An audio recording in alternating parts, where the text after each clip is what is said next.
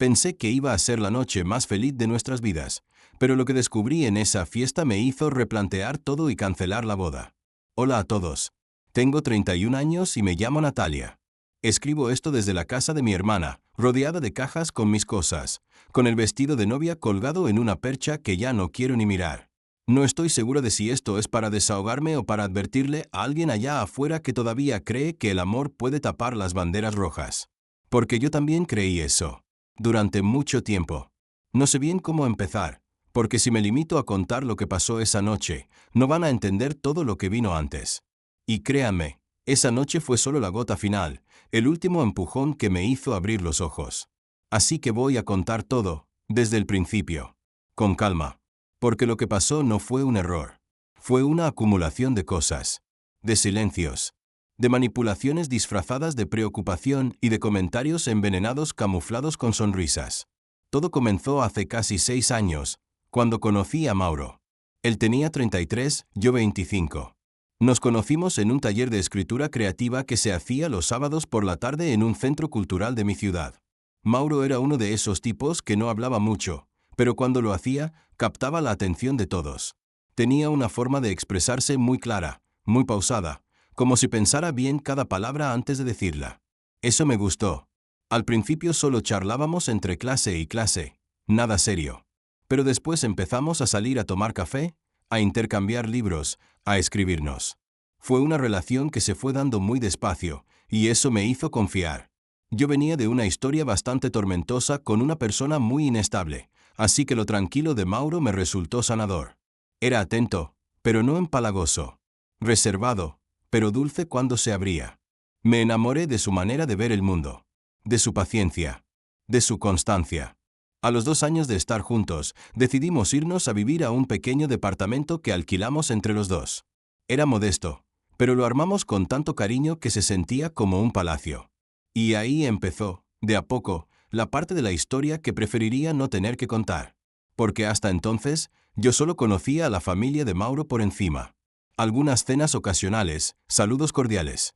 Su mamá, Miriam, siempre había sido correcta, en apariencia.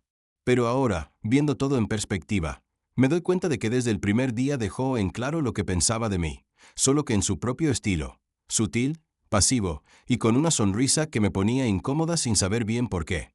Ay, mira vos, sos escritora, me dijo la primera vez que hablamos más de 5 minutos. ¡Qué lindo hobby! Yo siempre quise hacer algo artístico cuando era joven, pero bueno, después una tiene que crecer y trabajar, ¿no?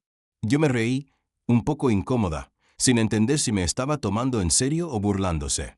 Más tarde, Mauro me diría que mi vieja es así, no te lo tomes personal. Y así fueron los años siguientes. Miriam metiéndose en pequeñas cosas, siempre desde un lugar de aparente interés. Que si la cortina del baño era de un color poco elegante, que si los muebles parecían más de estudiante que de adultos, que si mi trabajo como redactora freelance era inestable y cómo se las arreglaba Mauro para bancarme. ¿Y vos no pensaste en buscar algo más serio? Me dijo una vez. ¿Algo de oficina? Con sueldo fijo.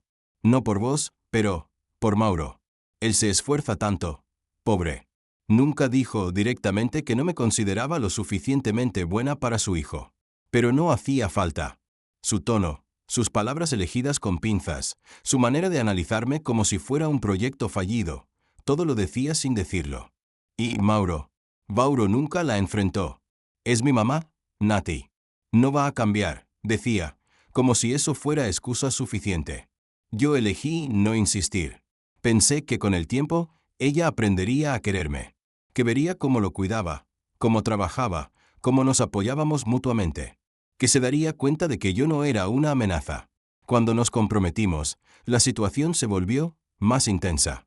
La propuesta fue sencilla, en casa, con una cena improvisada y velas que Mauro había comprado sin decirme. Fue un momento íntimo y hermoso. Lore. Dije que sí. Llamamos a nuestras familias. Todos se emocionaron. Todos menos Miriam. Ella fingió estar feliz. Incluso dijo que estaba orgullosa de su hijo. Pero bastaron unos días para que empezara a opinar sobre todo. Sobre todo. Yo creo que podríamos usar el salón donde hicimos el cumpleaños de tu primo, sugirió. Es amplio, elegante, y ya conocemos a los dueños. Miriam, Gracias, pero habíamos pensado en algo más chico, más íntimo, al aire libre. ¿Al aire libre? Ay, pero eso es tan informal. No sé si da para una boda, Natalia. Además, no es muy seguro. ¿Y si llueve? Cada vez que intentaba tomar una decisión, ella aparecía con una alternativa mejor. Como si todo lo que yo eligiera estuviera mal. Y Mauro, una vez más, evitaba el conflicto. Después se le pasa, me decía. No te enganches. Yo seguí adelante. Pensaba que una boda era un evento, un día. Que lo importante era él y yo. Lo demás, ruido. Qué equivocada estaba. Porque todo explotó la noche de nuestra fiesta previa. Algo que habíamos organizado para reunir a los amigos cercanos y las dos familias antes del gran día. Una celebración más distendida, sin protocolos, para compartir y disfrutar. Y esa noche, yo estaba decidida a relajarme. A olvidarme de los comentarios de Miriam, de los suspiros de desaprobación, de las miradas incómodas. Pero no sabía lo que me esperaba. Y mucho menos, lo que iba a escuchar con mis propios oídos. La fiesta la organizamos en una quinta que alquilamos en las afueras de la ciudad. Nada demasiado lujoso, pero con un jardín enorme, árboles altos y un espacio cubierto con luces colgantes que le daban un aire cálido. Yo me había encargado de casi todo. La decoración con guirnaldas de tela, unos centros de mesa con flores silvestres, una mesa larga para el catering, música suave de fondo. Quería que se sintiera como un abrazo. Mauro se había mostrado colaborador, pero más bien en lo logístico. A veces parecía desinteresado en los detalles, y eso me dolía un poco, pero lo atribuía a su personalidad reservada. En mi cabeza, me decía, no todos viven las cosas igual. Mis padres llegaron temprano, con mi hermana Lucía, que enseguida me abrazó y se quedó maravillada con la decoración. Mi familia no es perfecta, pero siempre ha sido un pilar fuerte en mi vida. Sencillos, honestos, a veces un poco toscos para decir las cosas, pero genuinos. Se notaba que estaban contentos por mí. En cambio, cuando llegó la familia de Mauro, el ambiente cambió. Miriam entró como si fuera la anfitriona. Llevaba un vestido de gasa color perla, un peinado elaborado y esa sonrisa contenida que siempre usa como máscara. A su lado venía su marido, Claudio, un hombre de pocas palabras que básicamente repite lo que ella dice, y Ailén, la hermana de Mauro, que nunca me trató mal, pero que vive permanentemente a la sombra de su madre. «Qué lindo todo esto», dijo Miriam al llegar, mirando a su alrededor. «Me hace acordar a las fiestas que organizaba tu tía Lidia en los 90. Muy pintoresco». No supe si era un cumplido o una burla. Me limité a sonreír y ofrecerle una copa de jugo natural. «¿Y Mauro?», preguntó ella. «¿Ya está por acá?». «Fue a buscar hielo», respondí. «Ya vuelve». «Ay, este chico, siempre haciendo mandados», dijo, con un tono entre maternal y crítico. «Bueno, mejor eso a que lo tengas armando centros de mesa, ¿no? Pobre, bastante tiene con trabajar todo el día». Sentí cómo se me tensaba la mandíbula. ¿Qué significaba eso? ¿Que yo no trabajaba? ¿Que hacer los arreglos de la fiesta era menos valioso que buscar hielo? Pasé por alto el comentario, como tantas veces. Me prometí que esa noche iba a disfrutar, no entrar en discusiones inútiles. Pero Miriam parecía decidida a poner a prueba esa promesa. A lo largo de la noche, sus comentarios siguieron. Zoodles. Envenenados. Pero todos con esa capa de preocupación que les servía de escudo. Me preguntó 2 veces si ya había considerado cambiar el menú del casamiento porque a mucha gente no le gusta la comida vegetariana. Le dijo a mi mamá que le sorprendía lo moderna que era Natalia, viviendo en pareja sin casarse. Le preguntó a mi hermana si ella también tenía gustos tan poco tradicionales. Todo con una sonrisa. Mientras tanto, Mauro hablaba con sus amigos del trabajo, riéndose con una copa en la mano, sin notar cómo su madre me desgastaba a fuego lento. Cuando llegó la hora del pequeño discurso que preparamos para agradecer a todos por venir, me puse de pie junto a Mauro y tomé el micrófono. Hablé de cómo habíamos llegado hasta ahí, de lo agradecida que me sentía por el apoyo de nuestras familias y amigos. Mauro agregó algunas palabras, breves, pero lindas. La gente aplaudió y brindamos. Y por un momento, solo por un momento, sentí que todo estaba en equilibrio. Después empezó a circular la música y la gente comenzó a moverse por los rincones del jardín. Charlas, risas, luces cálidas. Me acerqué a la mesa del fondo a buscar un poco de fruta, cuando vi algo que me dejó helada. Miriam estaba hablando con Ailén y Claudio en una esquina, de espaldas. No me vieron acercarme. Yo no pretendía escuchar.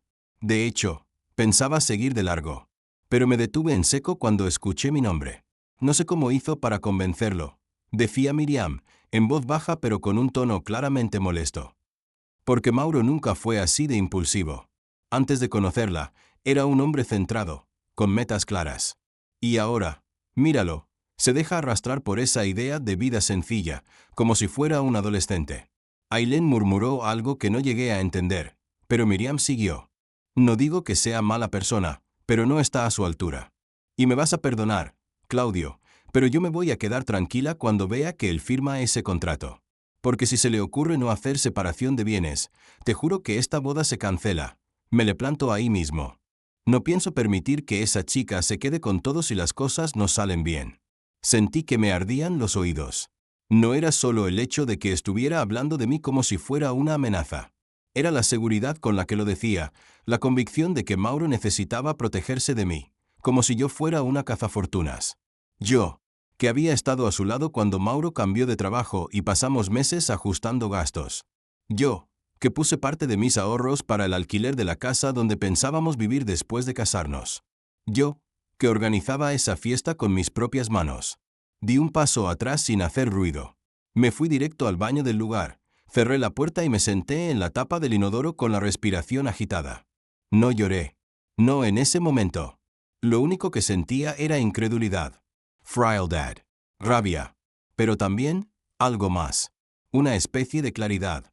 Y fue en ese baño, con las luces titilando y la música lejana de fondo, donde por primera vez me pregunté si realmente conocía al hombre con el que me iba a casar. Porque si su madre pensaba eso de mí, si hablaba así en una noche tan importante, ¿qué había dicho él en casa? ¿Qué había permitido que dijeran? ¿Qué otras cosas se estaban cocinando a mis espaldas? Cuando salí del baño, la fiesta seguía como si nada. Pero para mí, algo se había roto. No dije nada en ese momento. No hice una escena. No, en front de Miriam. Volví a sonreír, a fingir, a posar para las fotos. Pero ya no era la misma. Esa noche, después de que los invitados se fueron, Mauro y yo nos quedamos recogiendo algunas cosas. Él estaba relajado, silbando una melodía mientras levantaba los vasos vacíos.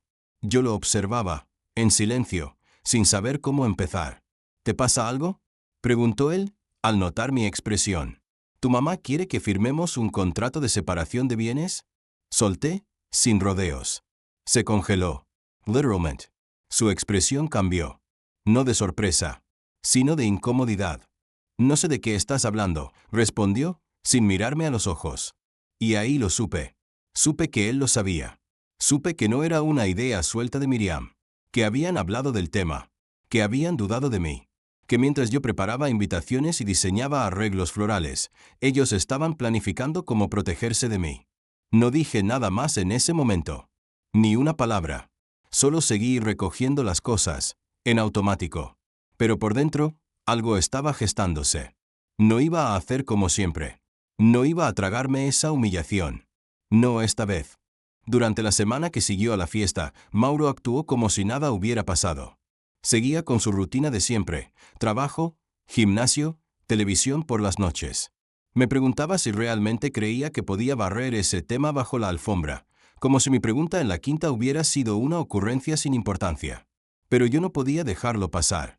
No era solo lo que Miriam había dicho. Era el hecho de que Mauro no lo negara, que no intentara desmentirlo, que no me defendiera. Su silencio lo decía todo. Lo observaba con otros ojos ahora. Cada gesto, cada palabra suya empezaba a tener un nuevo significado. Me di cuenta de cuánto había cedido desde que estábamos juntos. No por obligación, sino por amor. O al menos, por lo que yo creía que era amor. Había cambiado de trabajo para estar más cerca de su departamento.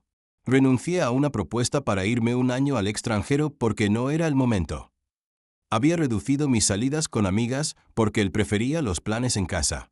Me había esforzado por caerle bien a su familia, por adaptarme, por encajar. Incluso cuando Miriam me corregía sutilmente frente a otros, incluso cuando insinuaba que yo no era tan profesional como las ex de Mauro, yo sonreía. Aguantaba. Porque pensaba que algún día me aceptaría. Que me ganaría su respeto. ¡Qué ironía! La noche después de la fiesta, cuando me acosté a su lado, Sentí que dormía con un desconocido. Lo vi cerrar los ojos y quedarse dormido sin más, como si nada lo perturbara. Y supe que yo no quería esa vida. No con él. No con su madre metida en nuestra intimidad. No con una familia que me consideraba una amenaza silenciosa. Pero tampoco pensaba marcharme en silencio. Durante los siguientes días, actué con total normalidad. Seguí con los preparativos del casamiento. Coordiné con el fotógrafo. Fui a mi última prueba del vestido. Incluso visité a la florista con mi mamá. No le conté a nadie lo que había pasado. No porque me avergonzara, sino porque necesitaba tiempo. Tiempo para planear. Fue entonces cuando me acordé de algo que podría servirme. Algo que Mauro había mencionado meses atrás, casi sin querer. Una noche, mientras hablábamos sobre cómo organizar nuestras cuentas después del casamiento, él me contó que sus padres habían invertido buena parte de sus ahorros en una propiedad a nombre de Aileen. Según él, fue una forma de resguardarla de impuestos y asegurarse de que la familia mantuviera cierto control sobre sus bienes. Mauro me lo dijo con tono de confidencia, como si fuera un secreto de familia que no debía salir de casa. Yo fingí que lo olvidé. Hasta ahora. Decidí que, si iban a verme como una amenaza, les iba a dar una razón. Pero lo haría a mi manera. Sin escándalos. Sin gritar. Sin confrontaciones directas. No les regalaría la oportunidad de pintarme como emocional o exagerada. Lo primero que hice fue llamar a un abogado amigo de mi padre, Gustavo, un hombre muy respetado que siempre me había tenido mucho cariño. Le pedí una reunión privada. Le expliqué todo sin adornos, cómo Miriam me había humillado, cómo Mauro no me había defendido, cómo me enteré del contrato que querían imponerme. Le conté también sobre la propiedad a nombre de Aileen y cómo pensaba usar esa información. Gustavo escuchó todo sin interrumpirme. Al final, me dijo algo que no voy a olvidar. Si querés hacerlo, hacelo con cabeza fría.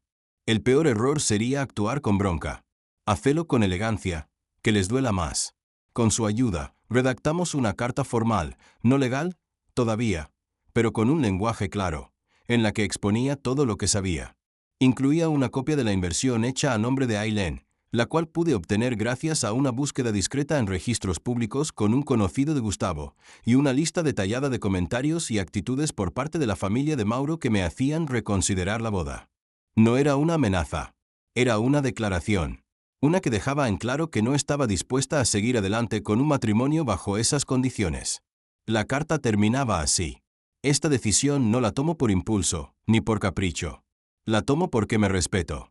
Y porque no estoy dispuesta a pasar mi vida luchando para que se me reconozca como igual dentro de una familia que, desde el principio, me consideró un estorbo. Si creen que soy peligrosa para sus bienes, entonces no merecen compartir mi vida. La envié una semana antes de la boda. No por mail, no por mensaje, sino por entrega directa, con acuse de recibo, a casa de Miriam. Ese mismo día hice otra cosa, cancelé el salón.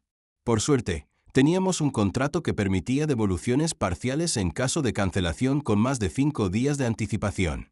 El vestido lo dejé pago, pero sin recoger. Y llamé a todos los proveedores para avisar que los servicios no serían necesarios. Me detuve solo antes de avisar oficialmente a los invitados. Aún no era el momento. Mauro se enteró de todo esa noche. Yo estaba en la cocina, preparando una infusión, cuando entró a casa como una tormenta. ¿Qué hiciste? Me preguntó, agitado. ¿A qué te referís? Respondí, sin dejar de revolver la taza. Mi mamá recibió una carta tuya. Dice que vas a cancelar la boda. Que sabes cosas que no deberías saber. ¿Qué estás haciendo, Natalia? Lo miré por primera vez en días, directamente a los ojos. Estoy cuidándome, le dije. Lo mismo que tu mamá quiere que hagas vos. Se quedó en silencio. No estaba enojado. Estaba confundido. Como si no entendiera cómo yo, la tranquila, la razonable, la complaciente, me había convertido en alguien que ya no se callaba. ¿Querés terminar todo así? Me preguntó, más bajo. ¿Después de todo? No. Quiero que entiendas que no soy una pieza que se acomoda a gusto de tu madre. Y si no puedes defenderme frente a ella, entonces no hay todo que valga la pena. No discutimos más. Mauro se fue esa noche a casa de un amigo. Yo me quedé sola. Pero no triste. No arrepentida. Al día siguiente, Miriam me llamó. No atendí. Me dejó un mensaje de voz que todavía tengo guardado. En él no me insultaba. No me gritaba. Solo decía: lamento que hayas decidido arruinar algo tan bonito por una interpretación equivocada. La llamada de Miriam fue solo el principio. Después de enviar la carta y enfrentar a Mauro, me instalé en la casa de mis padres. No me avergonzaba decir que había cancelado la boda. De hecho, lo decía con la frente en alto. Mis amigas, aunque sorprendidas, me apoyaron sin dudar. Algunas incluso me confesaron que siempre habían notado algo extraño en la familia de Mauro, pero no quisieron opinar antes para no meterse. Durante los días siguientes, Miriam intentó reconstruir el puente, como ella decía. Me envió flores, mensajes pasivo-agresivos y hasta me llamó desde otros números. Mauro, por su parte, estaba en un limbo. No se atrevía a ponerse en mi contra, pero tampoco parecía dispuesto a soltar la mano de su madre. Me envió un mensaje largo una noche diciendo que podíamos replantear las cosas y que tal vez su madre había actuado de forma excesiva por amor. Lo leí una sola vez, lo borré y no respondí. Pero lo que realmente marcó el punto final no fue la carta, ni la cancelación del salón, ni las palabras de Mauro. Fue lo que hice después. ¿Recordás que te dije que no había avisado aún a los invitados? Bueno, no fue por olvido. Fue estrategia. Unos días antes de la boda, reenvié las invitaciones originales, pero con una pequeña modificación. Cambié el lugar de la ceremonia por una dirección diferente. Un salón más pequeño, más íntimo. Y en lugar de una boda, los invité a una cena privada, solo con mis familiares y amigos cercanos. El motivo del encuentro lo dejé en suspenso. Les dije que sería importante y que agradecería su presencia. Llegó el día. Mientras Mauro y su familia creían que la boda estaba cancelada por completo y que yo me había recluido en mi casa como una novia derrotada, yo estaba entrando al salón vestida de blanco, pero no con el vestido de novia tradicional. Llevaba uno sencillo, elegante, sobrio. No para casarme, sino para cerrar un ciclo. Uno a mi manera. Cuando llegaron los invitados, los recibí con una sonrisa. En la entrada, había un cartel que decía: gracias por acompañarme en el día en que elijo mi felicidad por encima de todo lo demás. Durante la cena, me subí al pequeño escenario que estaba preparado para los brindis. Tomé el micrófono y respiré hondo. Sé que muchos de ustedes esperaban una boda hoy. Comencé, con voz firme. Y sé que algunos se sorprendieron al recibir otra dirección. Les agradezco por venir, por confiar en mí sin hacer demasiadas preguntas. Hoy no voy a casarme. Hoy vengo a celebrar otra cosa, que me elegí a mí misma. Hubo un murmullo general, algunas expresiones de sorpresa, pero también sonrisas. Mis padres me miraban con orgullo desde la mesa principal. Mis amigas me aplaudían en silencio. Hace unas semanas descubrí cosas que me hicieron abrir los ojos. Continué. Una familia que nunca me aceptó, una pareja que no me defendió, y una vida que me pedían que encajara en una forma que no era la mía. Hoy no me estoy escapando. Hoy estoy tomando una decisión consciente. Porque prefiero estar sola que mal acompañada. Prefiero una verdad dura que una mentira vestida de ceremonia. Hubo aplausos, abrazos, lágrimas también, pero no de tristeza. Y mientras todo eso ocurría, recibí una llamada. Era Mauro. No atendí. Luego, llegó un mensaje. ¿Qué hiciste? Mi familia acaba de enterarse por las redes. ¿Era necesario todo esto? Lo leí y lo dejé en visto. Sí, Mauro. Era necesario. Porque durante años las mujeres de mi familia se habían callado. Habían tragado comentarios, soportado humillaciones, disfrazado la resignación de paciencia. Pero yo no iba a seguir ese patrón. Yo iba a romperlo. Al día siguiente, la noticia ya se había esparcido entre conocidos. Algunos de los familiares de Mauro, lejanos, que apenas conocía, me enviaron mensajes de apoyo. Uno incluso me dijo: hiciste lo que muchos hubiéramos querido hacer hace años. Miriam, por su parte, no volvió a llamarme. Pero Aileen sí. Unos días después, me escribió por redes sociales. Me decía que lo que había hecho era innecesariamente cruel, que había humillado a su familia, que nunca fui una más y que ahora lo dejaba en claro con soberbia. Me acusaba de haberlos expuesto por venganza. Y tenía razón. No lo negué. No me excuse. Solo le respondí: si tu familia quería privacidad, debería haber tenido respeto. Ustedes jugaron con mi dignidad en silencio. Yo solo respondí con la verdad, en voz alta. No volvió a escribir. Pasaron los meses.